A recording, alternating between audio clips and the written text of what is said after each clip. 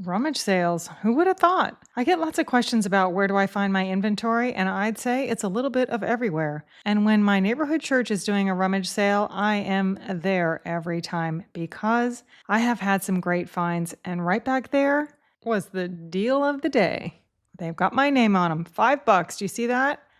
These nightstands are so cool. And of course, they come with a little damage from the dogs because percentage wise, I probably should have been keeping track, but percentage wise, I get a lot of that.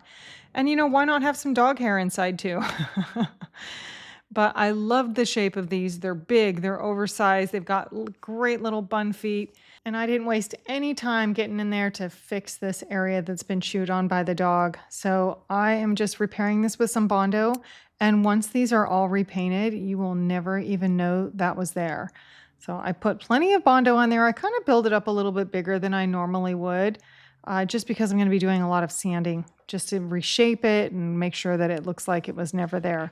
So I start taking the hardware off, and these drawers are not sliding the way that I want them to. And I know that I have to take them out anyway just to clean everything, and I just need to see what's going on in there. So if you don't know how these come out, there's a little switch, and one on one side goes down and the other side will go up, and you just lift them out. And already you can see there is stuff behind the drawers. I had a feeling because just the way these were sliding, and I can barely get the drawer out because there's so much stuff. And I don't even know what it is, but it's a lot of papers and food wrappers and all kinds of stuff. And yes, I do have a whole collection of odd things that I find behind drawers because I think most people don't really realize how to take those drawers out. And here's some instructions. Those could have helped. Those are the original instructions. All kinds of things. But once I got everything out of there, I was able to finally get it vacuumed and cleaned up and just inspected. And these are in great shape. But they had so much dog hair and everything everywhere that I need to really give these such a good cleaning. So I went in with my regular cleaner degreaser and just sprayed this heavily, and I'm having to just scrub a bunch of areas because there may be things on these that would impact the adhesion of my new products, and I want to make sure and get that off of there. So I number each nightstand an A and a B so that I can number the drawers 1A, 1B. These, once they're called A and B, you can tell the smaller drawer is on top and the larger drawer on the bottom. But I just like to keep them in their place because they do seem to function better when they go back into their original place. So I can't wait to see what we discover in nightstand number 2. First thing is to get the outside all nice and cleaned up. Again, these are dirty. I know that the rummage sale was outside, but everything was only outside for a day or two. So these just needed a lot of cleaning and a whole bunch more stuff. Wow, those drawers must have just been so overloaded for so many years that things were falling. And where did the remote go? They're right there. Oh goodness. I probably should have been keeping a collection of remotes. I could have a whole second side business of selling remotes.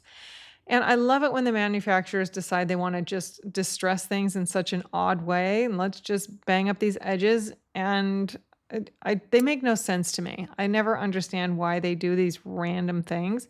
There's a few more random things that I'm going to run into that I'm going to show you that you're like, why?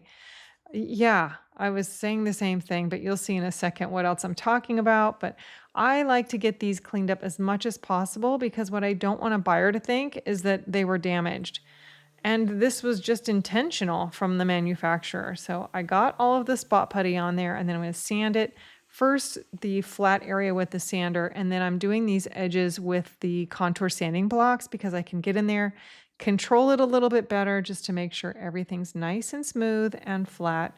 And then I just have one after another. They're everywhere. So I'm not going to be able to get them 100%, but I'm going to be able to at least make it look like it's not damaged in some way. And of course, all these rounded areas I'll do with the contour pad on my Surf Prep sander.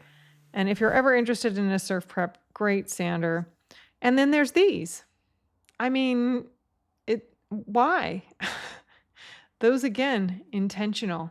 Wow, it's the weirdest texture. It's like a crackle, but just in that one little area, and it's just kind of odd. Now on white, I would think you'd probably hardly notice it, but there was a texture to it. So if I was dusting That was me like, why is this all weird? Anyway, I'm getting that filled in. So this corner now, of course, has been sitting here drying for several hours. It's time to get it sanded and shaped, and you'll never know that this was there. So it just took a little bit of hand sanding, and it turned out so fantastic. All right, moving on to scuff sanding, and now I've got those little crackle areas on all the drawers too, just for fun. There they are all filled in, and it's actually just came out nice and smooth once I had it all filled in. So I'm getting everything all cleaned up now. I think the sanding is done, so I'm going to clean everything up and get these all put back together again. Drawers in their place without all the stuff underneath them. And here they are, looking good. All right, I set up my big spray tent because I am doing several projects at once, but these have their own little corner, and I'm just putting on a nice coat of primer. Now, this original surface was kind of shiny and slick, and so I'm using a good adhesion primer. This is my go-to anyway, but it will just help everything to adhere better. And you can see I'm overlapping each pass by about 50% for a good even coat.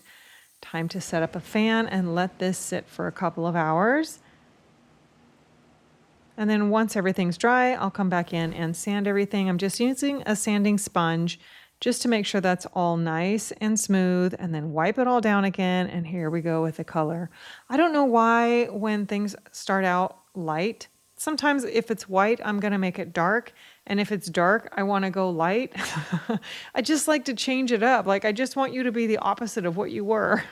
But when I saw these nightstands, I just immediately thought black. So here we are with my favorite black color, which is Farmhouse Evolution in the color Bold Black. And in between coats, I do go ahead and touch up the drawers, and they had a really fun seam right down the middle that I had to kind of get in there with the sponge and get that painted, or you'd be able to see this white line. So I did 2 coats of that, and then top coat on there, and then second coat now of paint. Just getting it really a nice solid layer, and that dried, and here we are with top coat. You can see the painting goes a little differently with top coat. I'm further away, I'm moving faster, I'm overlapping almost more than I am with paint just to make sure everything is super even and not streaky.